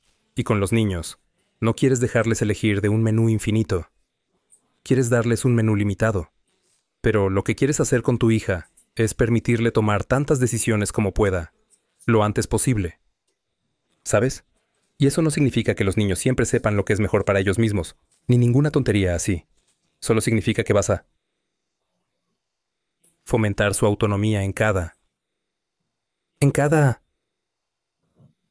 medida que puedas manejar. Y eso significa que tendrás que ser valiente y permitir que ella se someta a un cierto número de riesgos. La crías para que piense por sí misma dejándola pensar por sí misma. Y eso puede empezar bastante temprano. Yo diría que cuando sea adolescente, va a caer en los modos de pensar propuestos por la cultura popular, porque eso es parte de estar enculturada y socializada. Es prácticamente inevitable, e incluso algo deseable. Pero lo que esperas es que has fomentado la capacidad para el pensamiento autónomo en un grado suficiente para que sea probable que se integre con esa socialización adolescente más intensa y luego resurja, de modo que obtienes a alguien que sale del otro lado como un individuo autónomo. Y eso funciona tanto con chicos como con chicas. Entonces, así que, ¿sabes? Supongo que haces lo que hizo Geppetto en Pinocho. Lo primero que decides es, bueno, no quieres criar un títere. ¿Sabes? Quieres crear a una persona autónoma. Y entonces piensas en qué significa ser una persona autónoma. ¿Qué tipo de persona quieres que sea tu hijo? ¿Qué tipo de persona quieres alentar a que sea tu hijo? Y luego, habiendo establecido esa visión en mente, eso va a guiar tus elecciones. Pero al menos estás tomando las decisiones correctas. No quieres a alguien que sea dependiente y quejumbroso y patético, y más asustado de lo que necesita ser, y como un mártir y vengativo y malicioso, y manipulador y mendaz. Todas esas cosas. Quieres a alguien que pueda hacer sus propios juicios, y puedes preguntar a los niños qué piensan bastante temprano. Tienes que ser cuidadoso, y no empujarlos más allá de su capacidad. Pero si conoces a tu hijo, podrás ver qué nivel de toma de decisiones son capaces de asumir, y entonces los animarías a madurar tan rápidamente como puedan. ¿Sabes? Y eso también significa que no debes permitirte enamorarte demasiado de la criatura dependiente y necesitada que será tu bebé para satisfacer tus propias necesidades emocionales. Quieres desapegarte y animarlo a madurar lo más rápido y completamente posible. Y eso funcionará. ¿Sabes? Algo de eso es negociación con tu hijo. Descubres lo que piensan y dices, ¿qué piensas sobre esto? ¿Qué piensas sobre quién debería hacer el trabajo en la casa? ¿Cómo deberíamos dividirlo? Pueden participar en los procesos de toma de decisiones a una edad muy temprana. Y parte de eso, esa motivación es algo que va a reflejarse en tu actitud implícita de que el niño es una persona real, que es capaz de imponer su voluntad. En un sentido realista en el mundo, y haciendo eso de manera competente y, disculpe, de manera competente y confiada. Hablo con mis audiencias de manera seria y pesimista en cierto sentido sobre parte de la subestructura de la existencia. El lado mortal, el lado frágil, pero diría que hay más en ti de lo que hay, a lo que te enfrenta. Y creo que eso es verdad, y luego estoy animando a la gente a intentarlo. Y creo que parte de la razón por la cual el libro ha sido quizás particularmente popular entre los hombres es porque no creo que hacemos un muy buen trabajo en este momento, animando a los hombres. Tenemos esta idea de que hay algo intrínsecamente opresivo acerca del patriarcado y de la masculinidad en general, y creo que eso es una tontería. Creo que fuerte, honesto, veraz, valiente, perseguir objetivos nobles por parte de los hombres es de gran beneficio para todos, tanto hombres como mujeres. El resentimiento es una motivación humana clave, y yo diría que es un gran maestro. Escuchar tu resentimiento es una de las mejores cosas que puedes hacer. Primero tienes que admitir que existe. Luego tienes que admitir las fantasías que está generando. Y tienes que admitir lo que considerarías como la salida de eso. Todo eso es muy difícil, porque significa aprender cosas sobre ti mismo que probablemente no quieres aprender. Pero el resentimiento solo significa una de dos cosas. Significa algo así como, cállate de una vez, madura, deja de quejarte y sigue adelante. Eso es una cosa que significa. O alguien está actuando como un tirano contigo. Incluso podría ser tú. Y tienes algo que decir y hacer que deberías decir y hacer para detenerlo. Y entonces, tal vez, y el resentimiento puede mostrarte el camino para hacerlo. Hay una meditación sobre el resentimiento, y uno de los principios que extraje de eso es que una persona resentida quiere que otras personas cambien, y si estás resentido, entonces tus motivaciones no son confiables. De hecho, son muy, muy oscuras, y por eso fui al extremo con personas como Panzram y los asesinos de Columbine. Las personas resentidas que quieren cambiar el mundo no son de fiar. ¿Qué deberías hacer en su lugar? ¿Cómo tratas tu propio resentimiento? Yo diría, bueno, leí una gran línea en una obra de teatro de T.S. Eliot llamada The Cocktail Party, y en ella, Una mujer se acerca a un psiquiatra, creo que esto está en este capítulo, y dice, estoy pasando por un momento muy difícil. Estoy sufriendo mucho. Mi vida no va bien. Y luego dice, espero que haya algo malo en mí. El psiquiatra dice, ¿qué demonios quieres decir con eso? Y ella dice, bueno, así es como lo veo yo. O hay algo mal con el mundo, y yo simplemente estoy en él, y así es como es. Y entonces, ¿qué voy a hacer al respecto porque es todo el mundo? O tal vez podría tener suerte, y hay algo mal en mí que está causando todo este sufrimiento innecesario. Y si pudiera arreglarlo, podría aprender y arreglarlo. Y entonces, bueno, he estado pensando en eso durante mucho tiempo, y creo que, bueno, si tu vida no va como va, sabes, puedes encontrar a alguien más a quien culpar, lo cual es bastante conveniente para ti, y también relativamente fácil. O podrías pensar, está bien, no me gusta la vida. No me gusta la forma en que se está desarrollando mi vida. Tal vez no me gusta la vida en general porque es trágica y manchada de maldad. ¿Cómo sé si mi juicio es acertado? Y la pregunta es, bueno, ¿realmente he hecho todo lo posible para enderezar mi vida? Porque tal vez no debería juzgarla, ni su calidad, ni la calidad de la vida misma, o el ser mismo en ese caso, si no he hecho todo lo posible para enderezar mi vida. Bueno, entonces hay una tarea. Solzhenitsyn, de quien soy un gran admirador. Su libro, El archipiélago Gulag, es una de las cosas que derribó a la Unión Soviética. Y dijo que un hombre que dejara de mentir podría derribar una tiranía. Y, ¿sabes? Dijo eso con cierta autoridad. Yo creo que fácilmente podrías argumentar que El archipiélago Gulag es el mejor libro del siglo XX. Hay otros contendientes, obviamente. Pero él dijo cuando estaba en los campos de Gulag, meditando sobre cómo diablos llegó allí, y tuvo una vida dura. Primero que nada, él estuvo en el frente ruso al comienzo de la Segunda Guerra Mundial, y luego fue arrojado a los campos de Gulag. Y eso fue solo el comienzo de sus aventuras. Tuvo una vida dura. Estaba en los campos, y estaba pensando, ¿qué demonios? ¿Cómo llegué aquí? ¿Qué está pasando? Tenía a Hitler y a Stalin para culpar, ¿cierto? Así que si necesitas a alguien a quien culpar, eso es genial. Pero eso no fue lo que hizo. Dijo que meditó un tiempo una vez que se dio cuenta de que podría tener algo que ver, de alguna manera extraña, con la forma en que las cosas resultaron para él. Y dijo que revisó su vida con lupa en su memoria. Pensó, está bien. ¿Dónde me equivoqué? Según mi propio juicio, cuando había un camino frente a mí, cuando tomé el camino que sabía que no debía tomar. Porque todos saben eso, ¿verdad? A veces no sabes si lo que estás haciendo es bueno o si es malo. Es solo ignorancia. Simplemente no lo sabes. Pero a veces sabes perfectamente bien y haces lo que sabes que no deberías hacer de todas formas. Eso sucede mucho. ¿Y por qué haces eso? El despecho es parte de ello, la estupidez. Hay todo tipo de razones, pero ciertamente sabes que lo haces. Solzhenitsyn pensó, bueno, ¿qué pasaría si me hiciera responsable de estar en este campo de concentración y luego repasara toda mi vida e intentara averiguar todas las cosas que hice mal, según mi propia estimación, que aumentaron la probabilidad de que llegara aquí? ¿Y qué pasaría si intentara corregirlas ahora en el presente? Y por eso escribió El archipiélago Gulag. Y una de las consecuencias de eso, como dije, fue que aceleró la disolución del Imperio Soviético. Entonces, oye, eso no está mal, ¿no? Haces una verdadera confesión, realmente te arrepientes, cumples con tu penitencia, que es escribir este libro, y cambias completamente el paisaje geopolítico del mundo. Es como, y eso vale la pena pensarlo porque no solo Solzhenitsyn hizo eso. Nelson Mandela hizo algo bastante similar. No es tan imposible.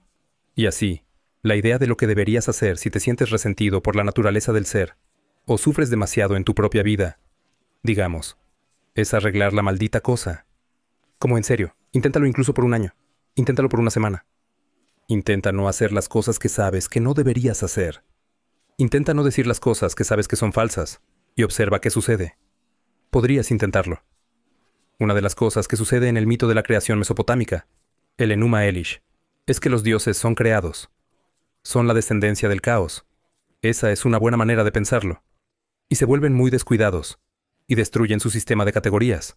Destruyen a su padre esencialmente, y el caos regresa inundando.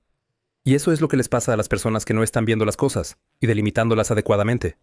Se vuelven apocalípticos y los destruyen. Pero a veces, en mitología, hay el positivo, enfrentamiento con el dios, por ejemplo, Prometeo. Así que a veces necesitamos robar el fuego. A veces necesitamos desafiar estas ortodoxias, ¿no? Sí, absolutamente. Quiero decir, parte de la Bueno, parte de la muerte que estás describiendo es en realidad la confrontación con una forma de tirano. Como, tu yo previamente adicto era el tirano sobre tu yo emergente. Y así es un tirano interno. Y dijiste que se basaba en un sistema de valores falso. Eso es un conjunto falso de dioses, esencialmente. Y así tuviste que enfrentarlo. Eso es una especie de muerte.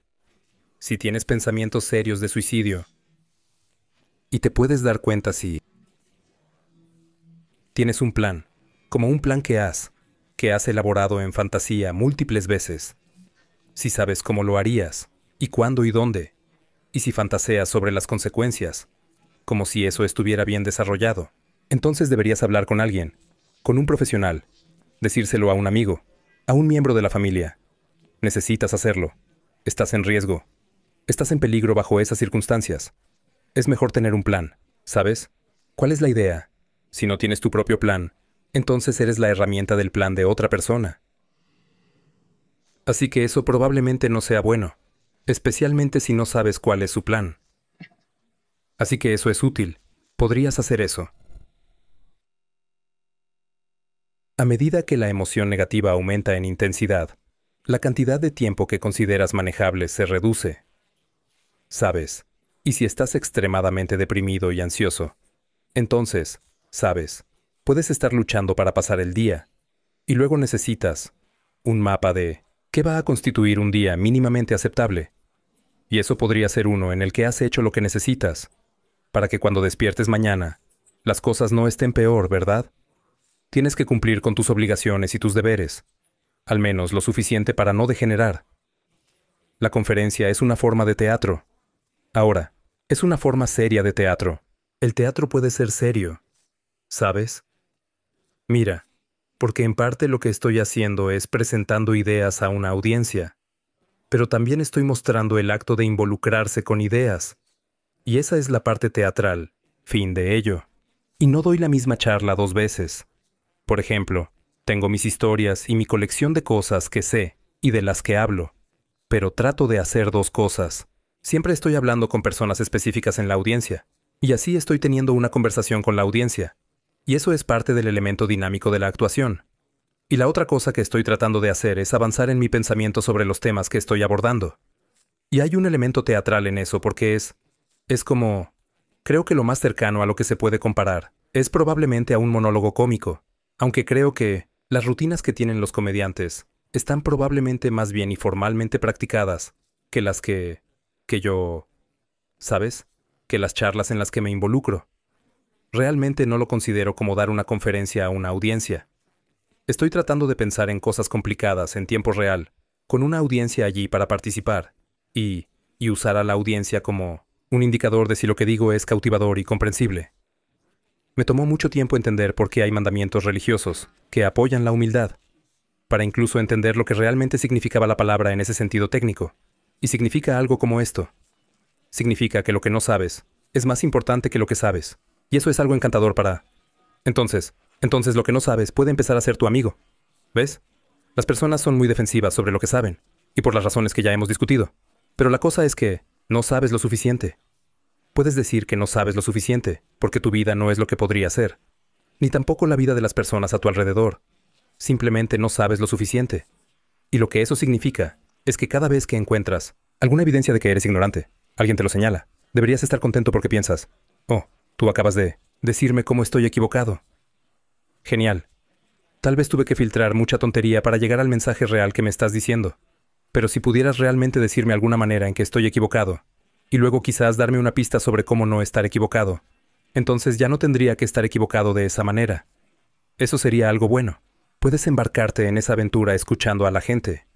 Y si escuchas a la gente, te dirán cosas asombrosas si los escuchas. Y muchas de esas cosas son pequeñas herramientas que puedes poner en tu caja de herramientas, como Batman. Y luego puedes salir al mundo y usar esas herramientas, y no tienes que caer ciegamente en un pozo tan a menudo. Y entonces el elemento de humildad es, bueno, ¿quieres tener razón o quieres estar aprendiendo? Y luego es más profundo que eso. ¿Quieres ser el rey tiránico que ya tiene todo resuelto? ¿O quieres ser el héroe que se transforma continuamente? ¿O el tonto, si te sirve eso, que mejora todo el tiempo? Y esa es realmente una elección, ¿sabes? Es una elección profunda. Y es mejor ser el tonto que se transforma a sí mismo. Es lo suficientemente humilde como para hacerse amigo de lo que él o ella no sabe, y para escuchar cuando la gente habla.